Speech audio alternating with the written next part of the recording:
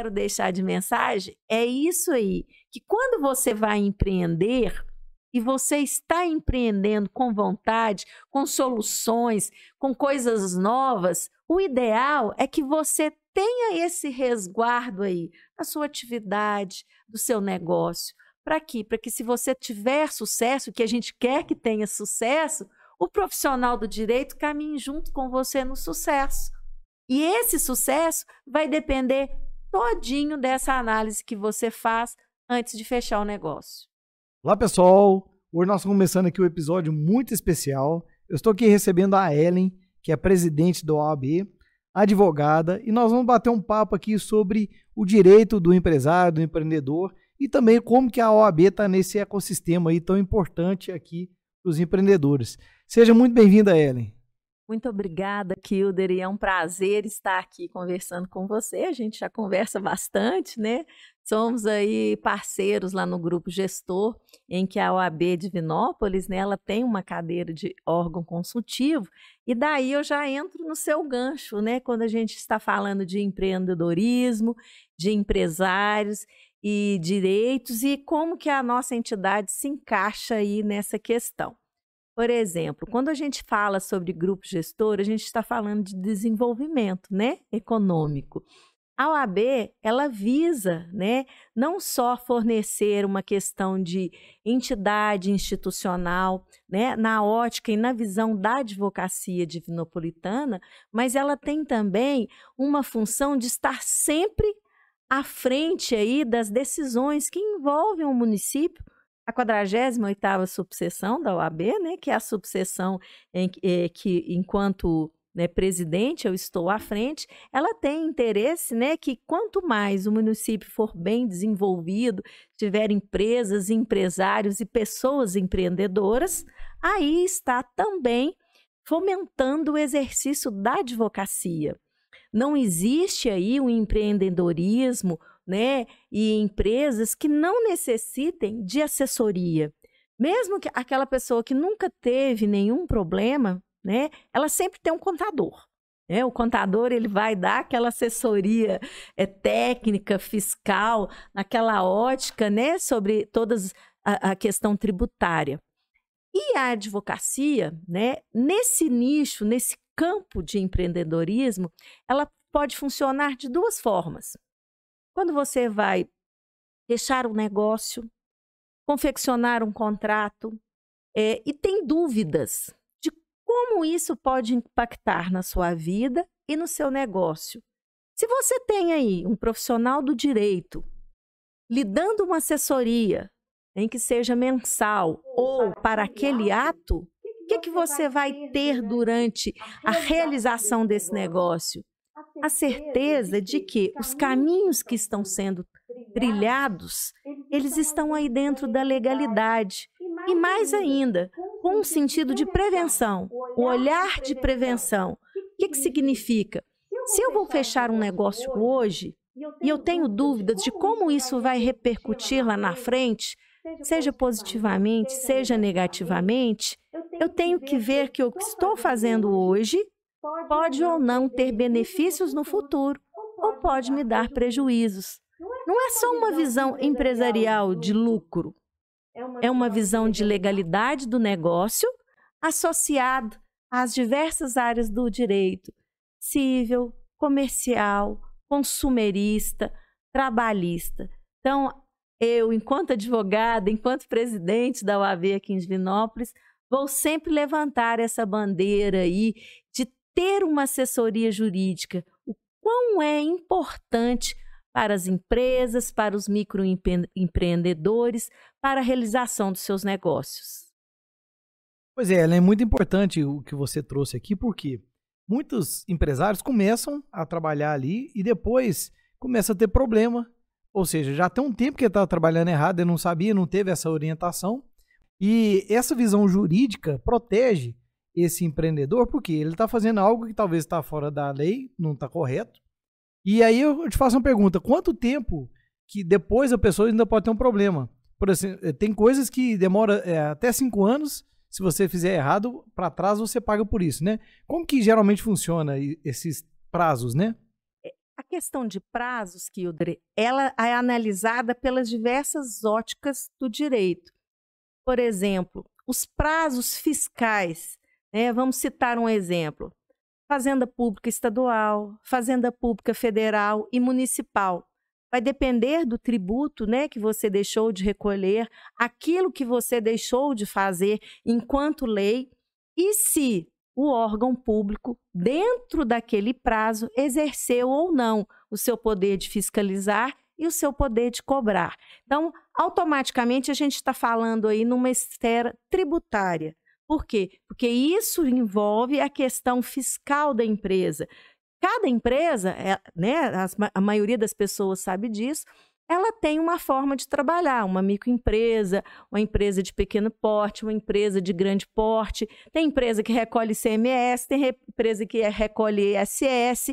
Então, são diferentes áreas que devem ser analisadas, não só pelo contador, como por um advogado tributarista, que é a área do direito que verifica essas questões fiscais. Mas também nós temos a área trabalhista, que afeta a todos. A área trabalhista, ela também tem seus prazos, não só para aquele funcionário que trabalhou, às vezes, sem um registro e vai pleitear direitos, ele vai chegar na justiça, ele tem um prazo para pleitear. Geralmente são 2 anos após o fim do contrato de trabalho.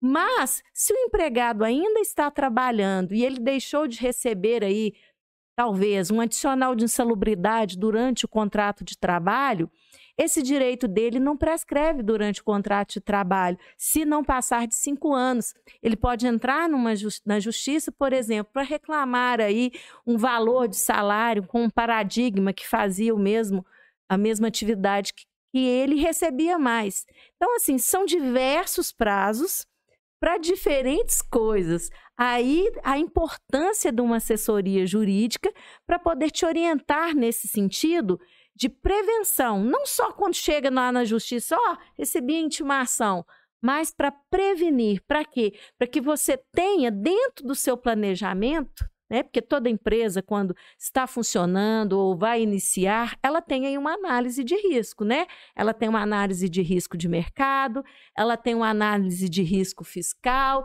e ela vai entender o seguinte: no meu risco, quais são as atividades que eu posso sofrer juridicamente alguma penalidade?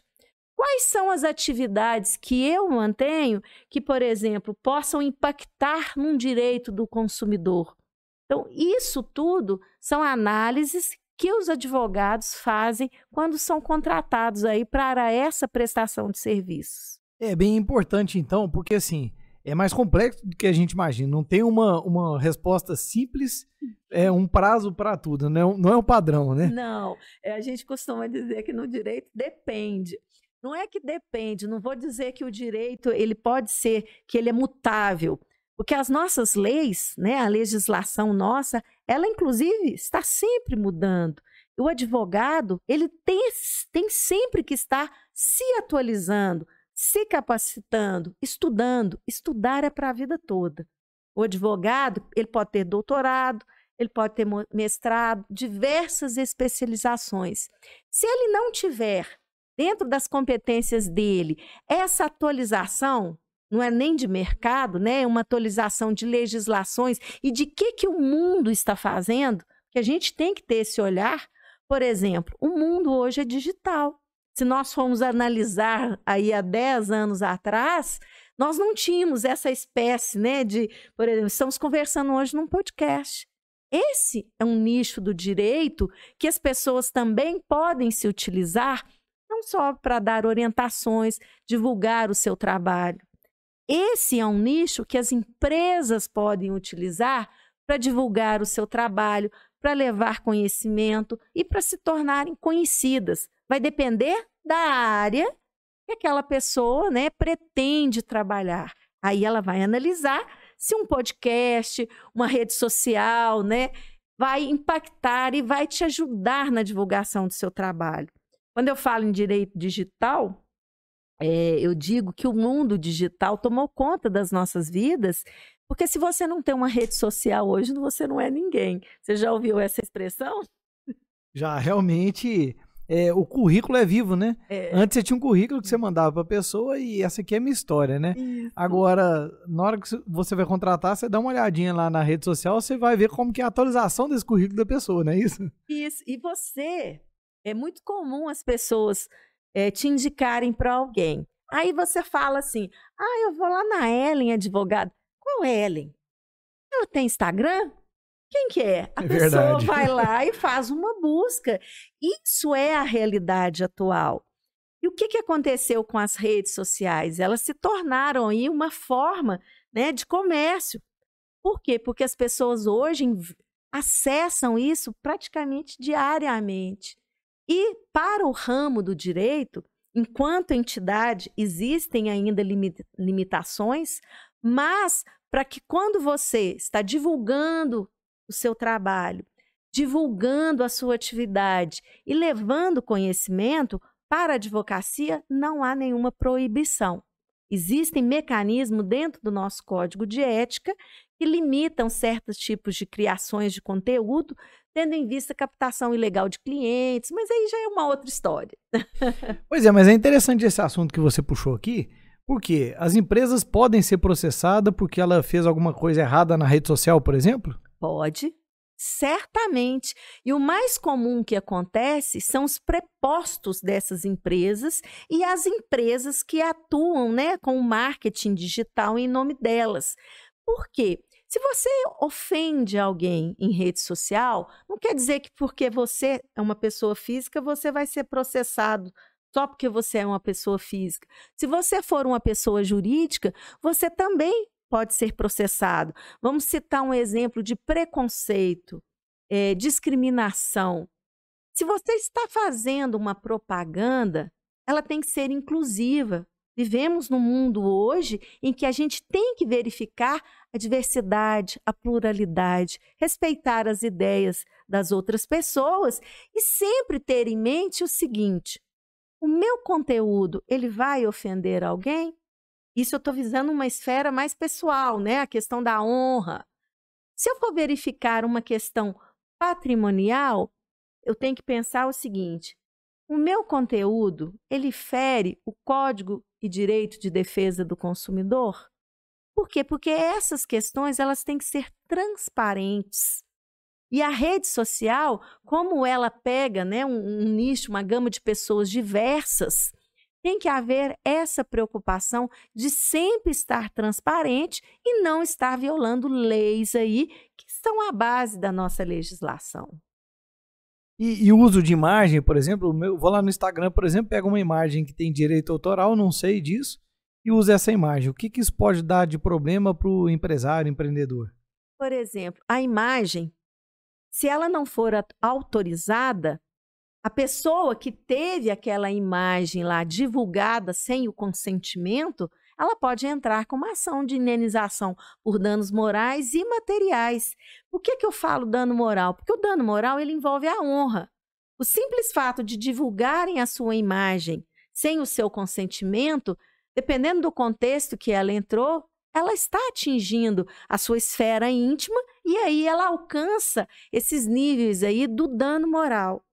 Se essa imagem ela teve um conteúdo financeiro para a empresa, vamos supor que a empresa divulgou uma imagem sem autorização e com base naquela imagem ela ganhou aí dinheiro, né, no popular. Aquela pessoa que teve a imagem divulgada sem o consentimento, ela pode entrar com um pedido de indenização por danos materiais. Por quê? Porque a empresa que divulgou ganhou em cima disso. E a gente tem várias formas de apurar isso: perdas e danos, restituição, indenização por danos materiais, lucros em cima daquilo. Tudo vai depender da ótica que a gente foi contratado. Bem interessante. Você está me dizendo aqui sobre ser inclusivo, né? Isso. Olha que interessante. 88% das empresas do varejo e serviços são lideradas por mulher. Então, 88% dessas empresas que são lideradas por mulher utilizam um canal de venda online. Então, quer dizer, elas estão fortes, né? As mulheres estão crescendo no empreendedorismo e estão muito presentes nas redes sociais. Então, se você não inclui as mulheres empreendedoras, por exemplo, você está perdendo a visibilidade. E se você de alguma forma ofende, você está se expondo muito fortemente com as mulheres, né?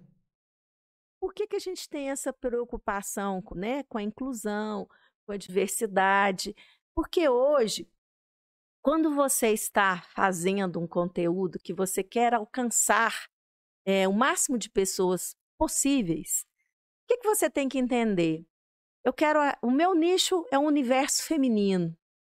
Então, eu tenho que produzir um conteúdo para eu alcançar a dona de casa, a assistente técnica, a administrativa, a empreendedora, a dona de empresa, a servidora pública, a faxineira, porque essas mulheres todas estão nesse mundo online.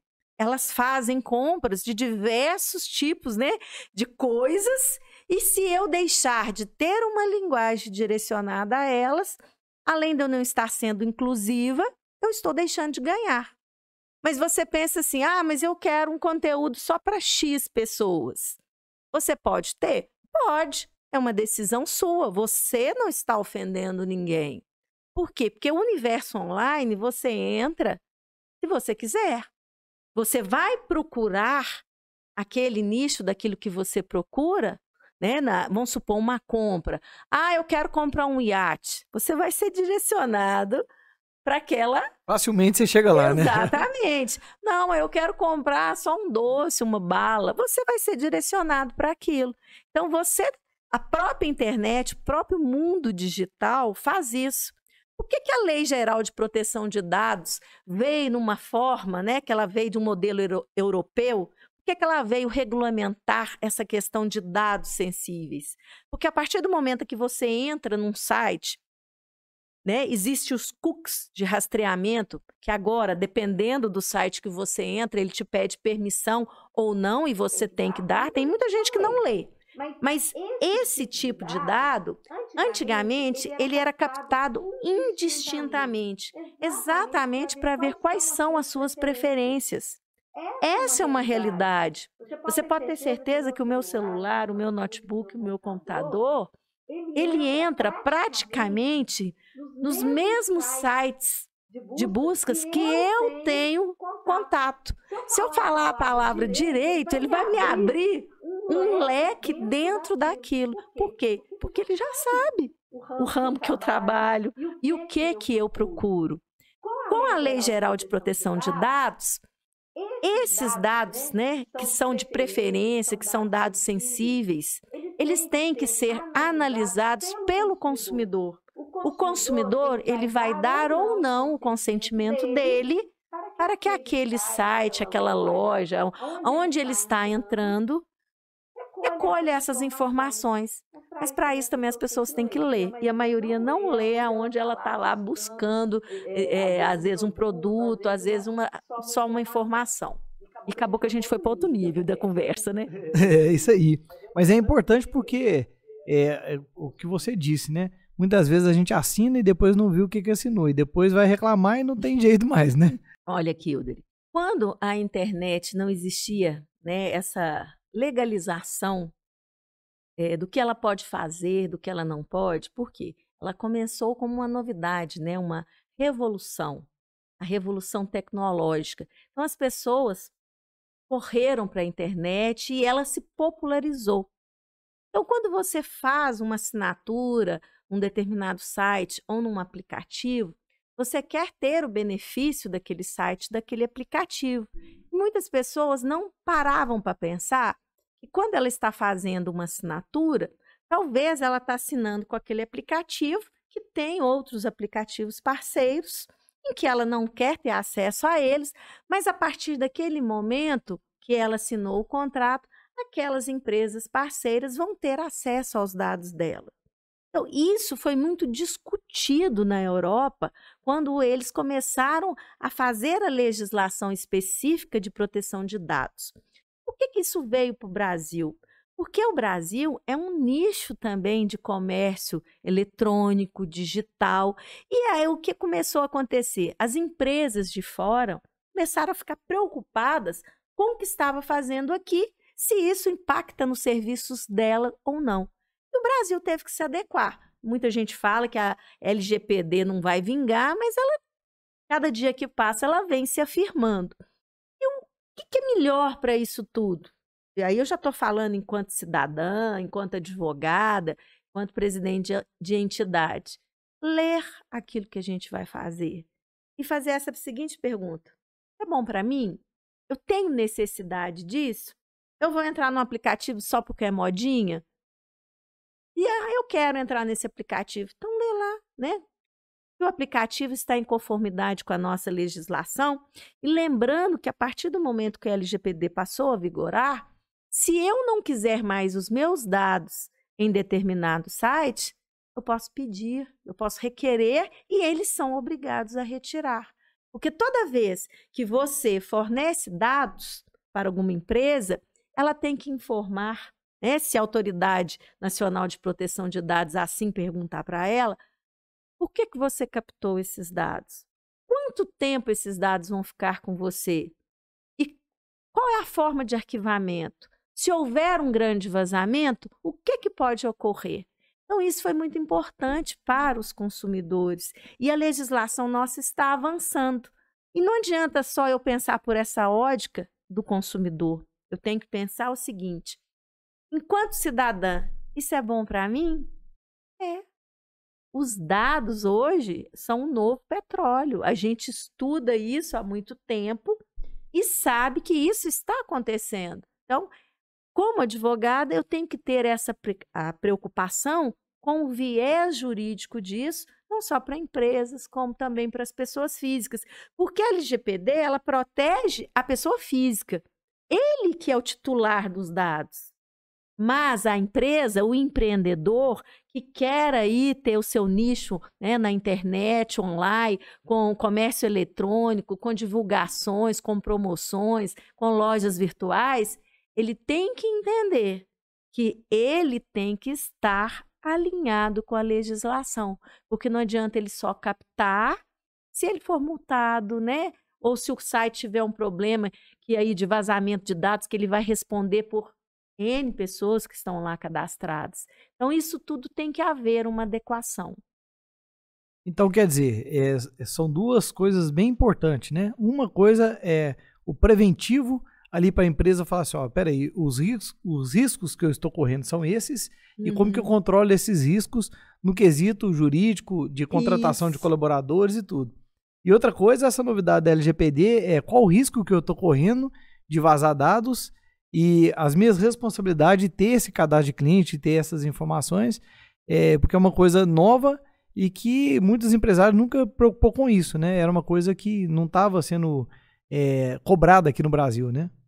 A proposta, né, da Autoridade Nacional de Proteção de Dados é que, em caso de problemas do consumidor com determinada loja, seja física, seja virtual, é que se os direitos delas, né, se os dados delas estão sendo tratados de acordo à lei geral. Porque quando a gente fala em questão, né, de LGPD, não é só um site online. Teve problemas em São Paulo com uma rede de drogarias, eu não vou citar o nome, que ela pedia o CPF para a pessoa na hora de fazer a compra. Não é só para ter o CPF na nota, né, no cupom fiscal, mas esse CPF ele era vendido para outras empresas. Muitas pessoas não paravam para pensar, porque às vezes você recebe telefonema de N coisas te oferecendo todo tipo de serviço. E aí você para pensar, peraí, aonde que esse pessoal arruma meu telefone? Porque a política e a cultura anterior nossa sempre foi essa, de que eu estou recolhendo um dado seu, eu posso repassar esse dado para aquela empresa parceira minha te oferecer um serviço. Eu estou ganhando, você está ganhando também. Essa questão político-cultural, ela está sendo objeto, né, de educação com a LGPD e de fiscalização. Eu quero fornecer os meus dados? Sim ou não? E o consumidor tem que entender que isso é uma escolha dele. Se eu não quiser passar o meu CPF, eu não passo, eu não sou obrigada. É essa questão que as pessoas passaram a discutir com a Lei Geral de Proteção de Dados. E o empresário de visão, ele entende o seguinte, Se eu vou coletar um dado sensível, e que muitas pessoas não entenderam ainda, que quando você coleta um CPF para fazer um cadastro na loja, você precisa do CPF daquela pessoa? Sim ou não? Você pode ter o nome daquela pessoa, o e-mail dela e às vezes o telefone, e ela te dá o consentimento para que você envie promoções. Mas o CPF, para quê? E aí, se houver um vazamento de dados e a pessoa falar assim, peraí, eu dei meu CPF para aquela loja ali, ó, ela que foi a responsável, ela pode ser processada por um simples cadastro que na hora que ela foi fazer, a pessoa fez uma compra, tá, vou fazer seu cadastro. Então, essa é a pergunta que os empresários também têm que questionar quando vão fazer promoções e captar clientes, se isso é necessário ou não. Aonde que isso vai me impactar? Eu posso ser multado, penalizado? Porque eu, Ellen, advogada, vou fazer uma compra aí num shopping aí que eu estava viajando, fiz uma compra. Mas, vou fazer o seu cadastro. Falei, moça, eu não moro aqui. Você não tem interesse de fazer o cadastro? Falei, depende, é para alguma promoção? Sim. Então tá. Meu nome, meu e-mail. Seu CPF, não, eu não quero passar. Mas precisa para o cadastro. Eu falei, então eu não quero. O que você quer? O meu CPF para me oferecer uma promoção? Eu vou te fornecer meu CPF se eu te exigir uma nota fiscal e você vai colocar o meu nome e o meu CPF nela. Então, são questões que juridicamente podem impactar na vida, não só do empresário, como da pessoa física. Então, a questão pode simplificar muito o problema, né? Sim. E então, assim, a assessoria jurídica vai passar por essa educação de mostrar que ele pode fazer de uma forma mais simples e para diminuir essa complexidade, né, de tratativa de dados aí, né? É um risco, né, para o mundo digital. Se nós estamos falando que o direito digital, né, que o mundo digital já foi, né, porque já está deixando de ser aquela revolução tecnológica, nós estamos avançando mais. E se você vai pensar para o futuro, quanto melhor você estiver legalizado e com as questões práticas do seu dia a dia em conformidade com a legislação, você pode ter certeza que você evita problemas. E quando esses problemas aparecerem, porque não quer dizer que você nunca terá um problema, você vai ter aquela análise de riscos lá atrás que você fez de forma preventiva, bem definida. É o que a gente chama de compliance, né? Existe o compliance trabalhista, o compliance empresarial, o compliance com base na LGPD. Você vai fazer um mapeamento dos riscos para que você, no futuro, se vier a ter um problema, esse problema ele seja minimizado. E quando a gente fala esse problema minimizado, nós estamos aí nos referindo à área jurídica. Porque se eu vier a ser processado, mas eu estiver, né, em conformidade, porque eu mapeei o risco daquele trabalho, daquele funcionário, daquela propaganda, da questão do consumidor, eu vou conseguir aí diminuir os riscos ou zerá-lo. Por quê? Porque eu vou estar em conformidade. Quer dizer, então, que você trabalhou de forma preventiva, então você já tem ali que não foi má fé, né? Você tentou de tudo e mesmo ali aconteceu alguma coisa, então o seu risco é bem minimizado, né? Eu quero aproveitar então de perguntar, Ellen, sobre a OAB, né? Como que a OAB está nesse contexto do empreendedorismo? O que ela regulamenta, ou como que ela pode trazer mais padrões, talvez, né? O que ela traz aí para o mundo do empreendedorismo? A OAB, ela tem vários braços, que a gente costuma dizer, dentro da entidade, que são as diversas áreas do direito em que os advogados atuam, né? Nós temos aí uma infinidade de áreas a serem exploradas e áreas de atuação de toda a advocacia. E vou citar um exemplo. Nós temos uma comissão de direito empresarial, né, que não é só aqui da 48ª subseção, como a nível estadual e de outros locais, em que a Comissão de Direito Empresarial, além de lidar, né, com esses fatos do dia a dia que envolve o empresário, ela também tem esse veio aí de difundir o empreendedorismo. Por quê? Porque dentro da área de atuação da Comissão de Direito Empresarial, que é um braço da OAB, no sentido de capacitação, grupo de estudos, seminários, palestras, Para quê? Para que o advogado ele esteja sempre antenado com as atualizações e com as legislações e muitas vezes o próprio empresário. Nós já fizemos cursos e palestras na OAB em que era aberto ao público, né? Quando eu digo público, contadores, advogados, né? Empresários, tudo depende do ramo que você vai colocar para ser difundido. Se é uma coisa que interessa a todos, é uma palestra, né, de cunho acessível, principalmente para tratar de assuntos que podem ser tratados naquele veio empresarial ou às vezes comercial, consumerista. Não quer dizer que seja exclusivo aos advogados, mas eu tenho que lembrar que a partir do momento que eu tenho uma advocacia mais capacitada, mais atualizada, automaticamente todo o mercado ganha com isso. Automaticamente todas as empresas ganham. Por quê? Porque eu terei aí, né, no mercado, vamos colocar em Divinópolis, uma advocacia divinopolitana cada vez mais capacitada e frente aos problemas enfrentados pelos empresários. O empresário, antigamente, ele tinha aquela conversa, eu vou a Belo Horizonte arrumar um advogado porque eu estou com um problema. Sempre com aquele preconceito, aquela discriminação de que aqui na nossa cidade poderiam não haver profissionais capacitados. Eu te falo, Kilder, nós temos sim muita gente boa, muita gente que trabalha, muita gente que está aí estudando constantemente para oferecer cada dia mais uma prestação de serviços, né, de excelência. É isso que a OAB quer. A OAB quer profissionais de excelência, profissionais éticos, profissionais capazes. E a gente está aqui para isso, para difundir isso a nível de representação, né, da advocacia. É importante, né? E eu fiquei sabendo que tem um podcast lá na OAB, né? Explica esse papo legal pra gente aí. Temos sim. E esse nome é muito bacana, né? Porque o podcast é um papo, nós estamos batendo papo. E o papo legal da OAB Divinópolis é exatamente isso: difundir as questões jurídicas de uma forma leve, de uma forma despretensiosa e numa linguagem simples, acessível. O pessoal fala muito que o advogado tem muito juridiquês, né? Essa é uma expressão antiga, porque os advogados sempre tinham expressões latinas que a gente aprendia na faculdade e usa, né? Se bobear, a gente ainda usa uma meia dúzia de palavras de latim, sendo que nunca nem estudou latim. Mas é uma forma, né? Formalismos da profissão. Muitas pessoas, às vezes, não vão a um advogado porque acham que não vai entender o que ele vai falar.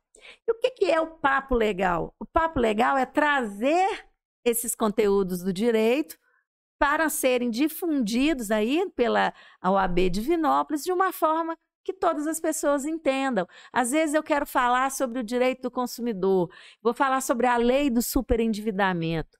Quando a gente vai falar sobre leis, principalmente, né, que são termos mais técnicos e difíceis, quando você senta para conversar, essa conversa flui melhor, porque eu vou dar exemplos, né? Eu vou dar características. Olha, a lei do superendividamento, ela funciona assim, ela funciona dessa forma.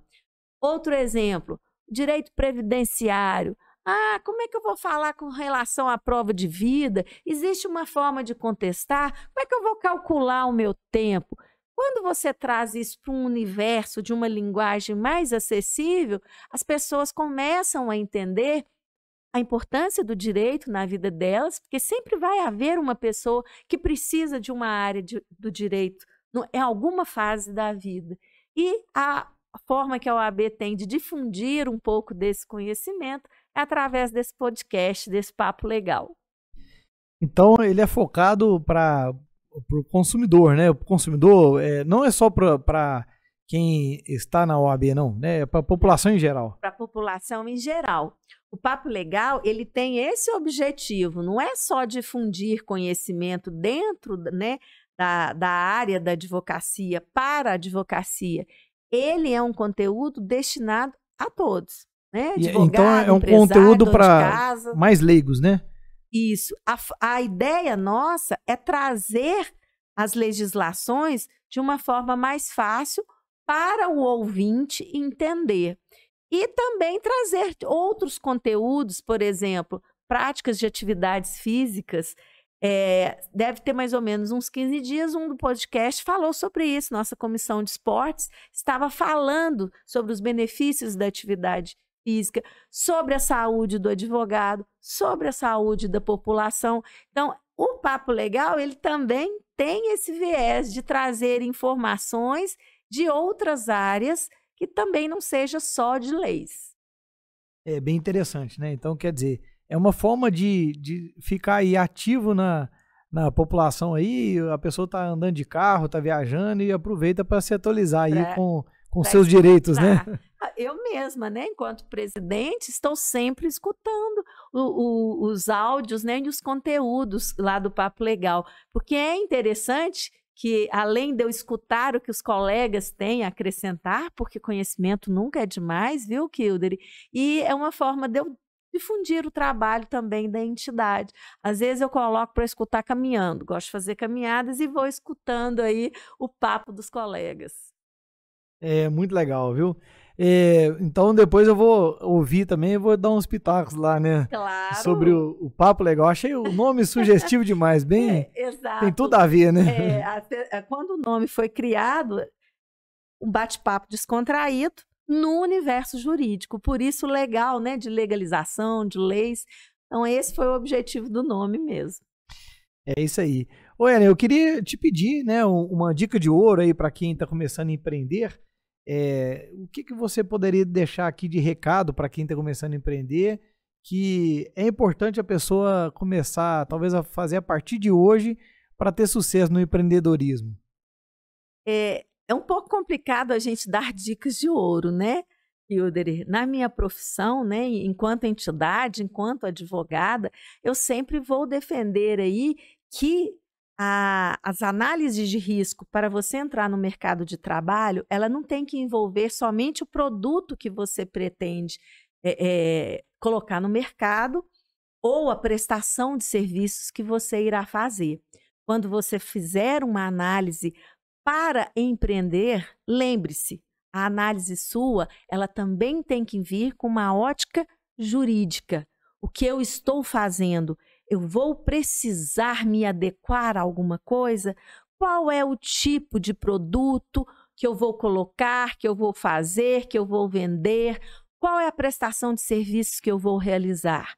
Como que isso vai ser passado para o mundo, ou para os clientes, ou para os consumidores? Eu tenho algum risco jurídico da minha atividade? E é nessa hora que a gente entra aí com a análise preventiva do que pode ocorrer no nicho de atuação que a pessoa irá assumir aí, irá fazer. Por exemplo, as startups, né, que deram um boom aí no mercado de uns anos para cá, muitas coisas delas foram legalizadas na visão dos advogados, porque os contratos de startups, eles não seguem o formalismo das empresas. E muitas pessoas deixavam de empreender por causa do formalismo. Eu tenho que registrar, tenho que fazer isso, eu tenho que fazer aquilo. E o universo de você ter uma assessoria jurídica naquilo que você está desenvolvendo é muito importante. Então, essa é a dica de ouro. Nunca deixar de consultar um advogado, um especialista na sua área de atuação. Para quê? Para que você tenha sucesso, né? Não só de vendas do produto ou serviços, mas também tenha sucesso em não ter aí medidas, né, de processos por alguma coisa que você deixou de fazer ou faz em virtude de não estar aí legalizado.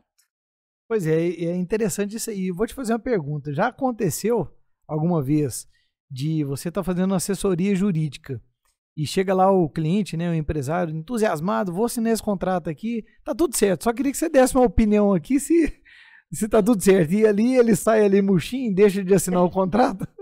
Deixa, já aconteceu. E eu vou te dizer um exemplo mais comum. Às vezes um simples negócio de compra e venda. As pessoas deixam de fazer e consultar órgãos públicos em processos de compra e venda, seja de empresa, seja de imóvel, seja de veículos. Porque na ânsia de fechar o negócio, porque o negócio é bom, deixa de verificar Se aquele bem, seja móvel ou imóvel, tem algum impedimento judicial ou de natureza jurídica.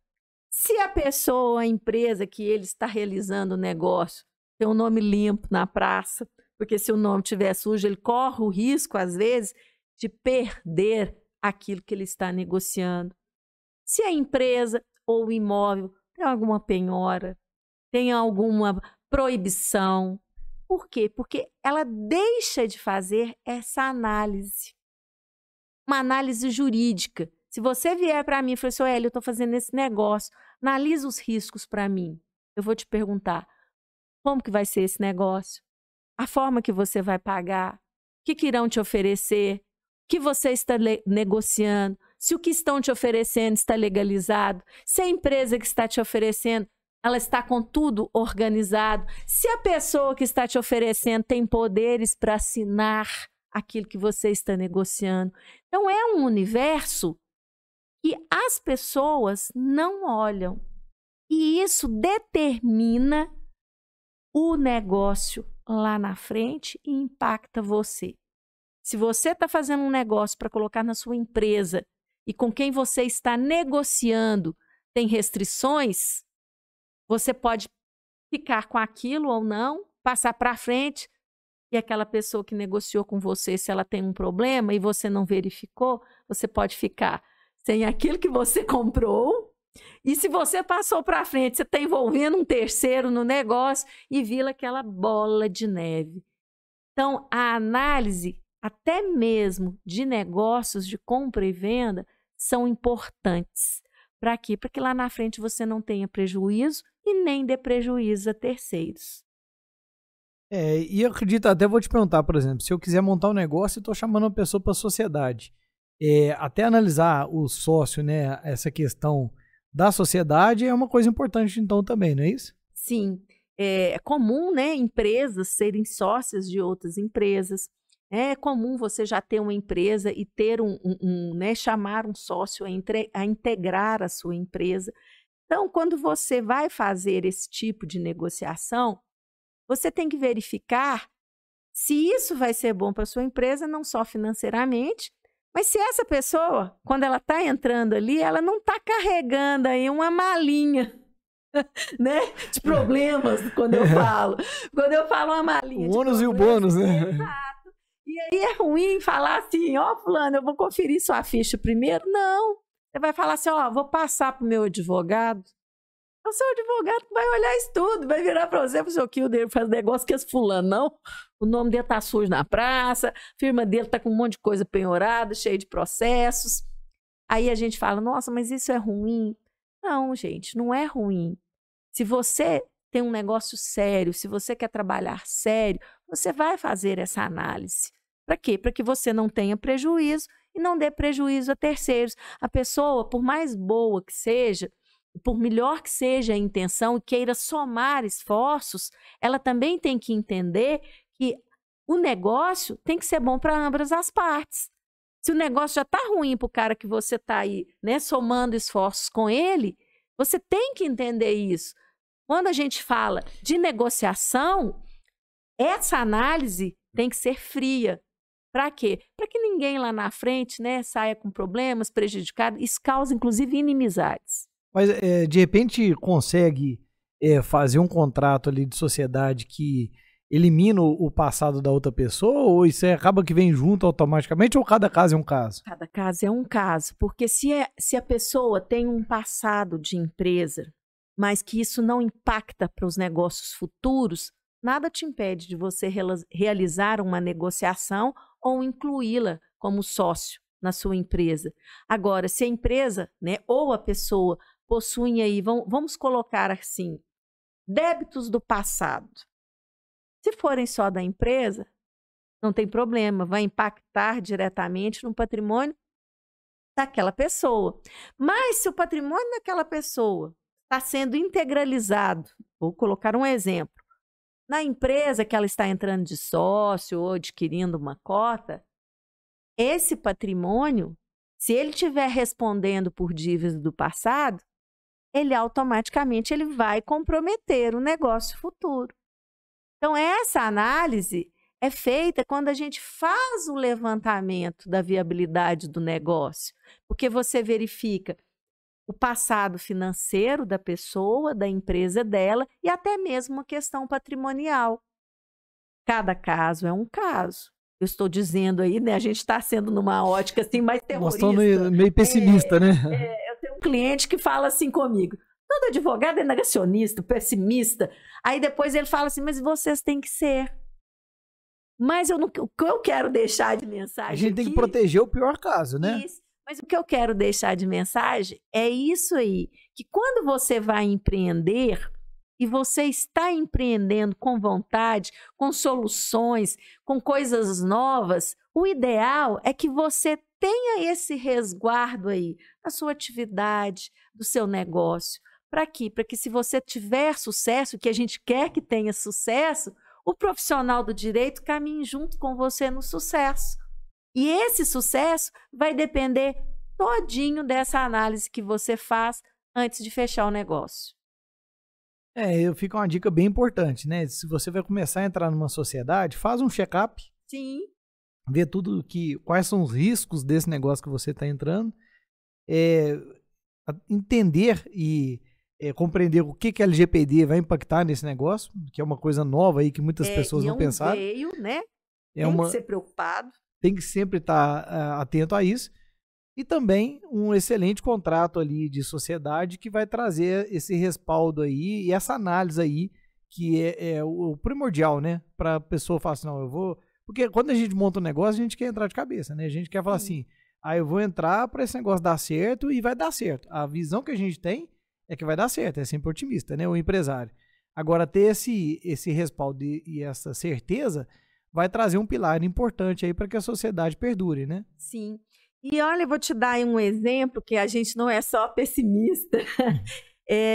Poucos dias um cliente me ligou que estava fazendo um negócio e como eu sei da vida toda da empresa, né, dos negócios dele, ele estava para fechar um negócio. Não seria ruim para ele. Mas na conversa com ele, no atendimento com ele, eu dei a ele uma outra opção que melhoraria muito o que ele estava negociando e traria benefícios para ele. Por que essa visão é importante? Porque às vezes você está fazendo assim, não, eu vou fazer um negócio assim, assim, assim, vou lá no advogado para o advogado analisar para mim.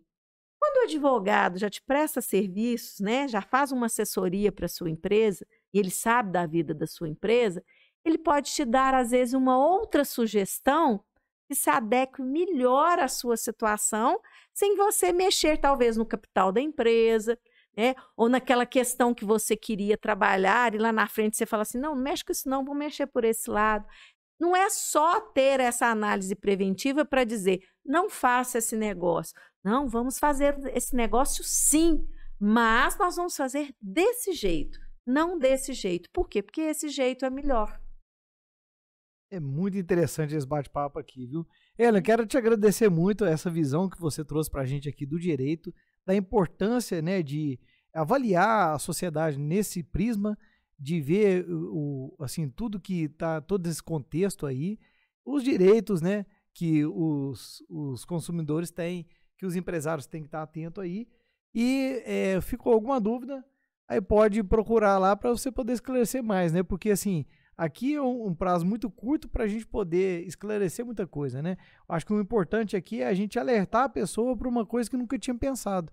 E aí ela fala assim, não, agora eu preciso de aprofundar nesse assunto e ter uns caminhos aí, né? Que é aproximar de vocês lá, tanto como profissional e uma dúvida a nível maior aí, talvez até na OAB, né? Na dúvida, Kilder, consulte o seu advogado ou a sua advogada. Não deixe aí, às vezes, essas dúvidas, né? Deixar para você deixar de fazer um negócio ou fazer um negócio sem uma proteção ou uma orientação devida. Nós estamos aí para ajudar, essa é a nossa profissão e eu tenho orgulho de ser advogada. E enquanto presidente da OAB, também tenho o maior orgulho de representar a advocacia divinopolitana.